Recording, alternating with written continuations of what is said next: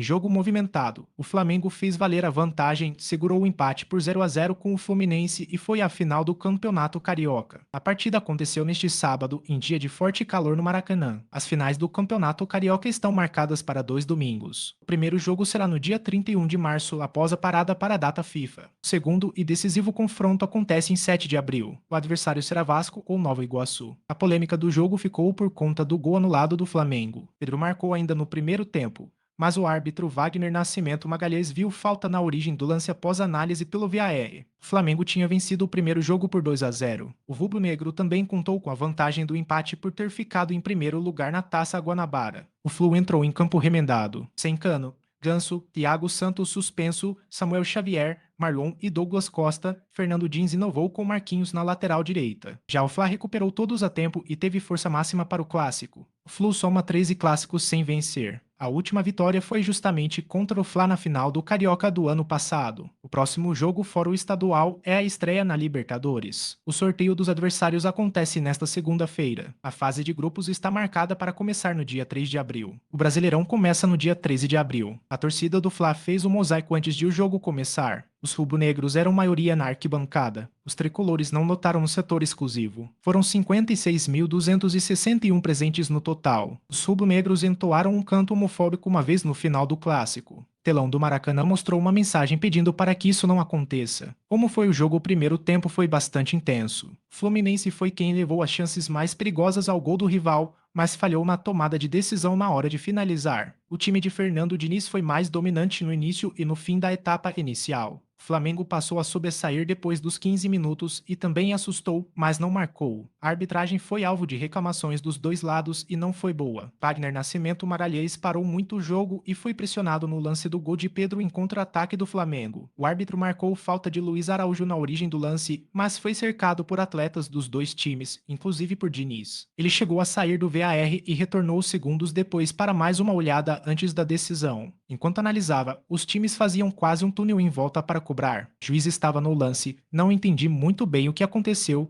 e em câmera lenta a maioria dos lances serão falta. Mas a gente não pode ficar reclamando da arbitragem, foi escolha dele e a gente tem que focar no nosso trabalho, no nosso jogo. Pedro, ao final do primeiro tempo, o segundo tempo cediu aberto e os treinadores fizeram as primeiras mudanças para dar mais dinâmica. O forte calor pesou em alguns momentos e alguns jogadores deixaram o campo claramente cansados. O Flamengo ainda perdeu Eric Pulgar, lesionado, aos 19 minutos. Ele sentiu dores depois de dar uma arrancada e deu lugar a Igor Jesus. O atacante colombiano Jean Lucumi fez a estreia pelo Flu. Diniz foi totalmente para cima na reta final do jogo. Sem zagueiros de origem em campo, lançou a equipe para tentar fazer os gols necessários. Já Tite fechou mais o time e apostou em jogadores jovens para segurar o resultado. A partida ficou bem amarrada nos últimos minutos e o Flamengo conseguiu segurar o empate. Lances importantes saiu. Aos 3 minutos do primeiro tempo, Ayrton Lucas avançou pela esquerda, deixou Manuel para trás e lançou na área. Luiz Araújo, livre, cabeceou por cima do travessão. Perdeu. Aos 5, Marcelo cruzou a bola à área do Flamengo.